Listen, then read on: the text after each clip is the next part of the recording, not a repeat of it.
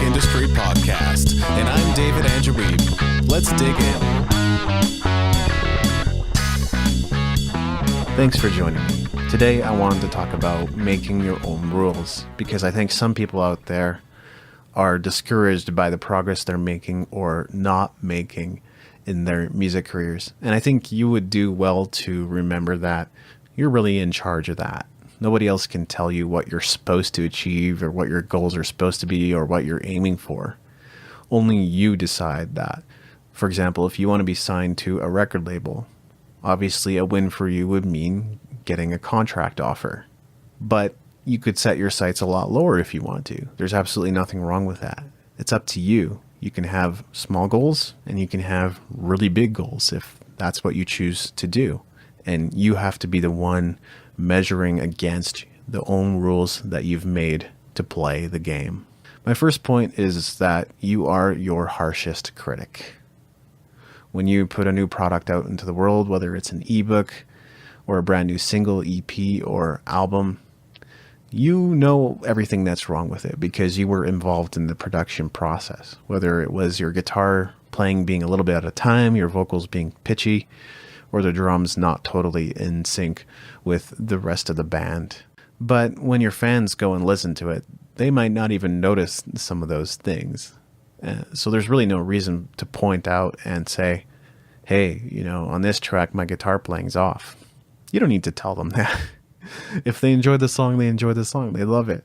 More often than not, if you go back and listen to some of the recordings that came from the 60s and 70s, there was a lot of live recording off the floor, and there are some amazing recordings from back then, but there's also a lot of flaws, and some of them were even covered up by instruments. Even the Beatles had songs like that, where sections, they played the wrong chord and they covered it up with a bunch of horns and things like that.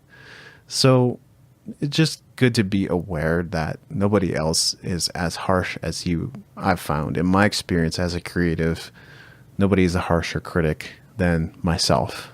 So it's good to be aware of that. Second of all, setting your own rules makes it easy for you to win. And success breeds success. So when you begin working on something and you complete it, well, that's your first win. And then you put it out into the world, and that's another win. And as you continue to achieve more, your confidence will begin to increase, and you'll begin to do even more than you did before. And you'll get more done. And I think setting your own rules enables you, therefore, to increase your confidence continually over time, bit by bit, after every achievement, every win. And that leads to momentum. Momentum obviously leads to being prolific and producing more and creating more and putting more out into the world. And we want to encourage that success cycle to happen in our lives. But if you set your goals too high and you measure yourself against some of the most amazing people in the world, and you're just getting started in your music career, or you're in year 2 or 3 right now, you can't do what they did.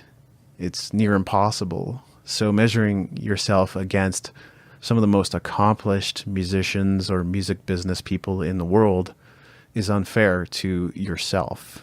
What we want to do is to get into that success cycle, and setting your own rules and your own goals and measuring yourself against those goals enables you to boost your confidence and achieve more. Making your own rules also puts you in control. I've talked before about ownership. You should be in control of what you accomplish, especially as a musician or a business owner. You should put those parameters in place as to what it means to be successful in what you do. No one else should be telling you what that is, should they?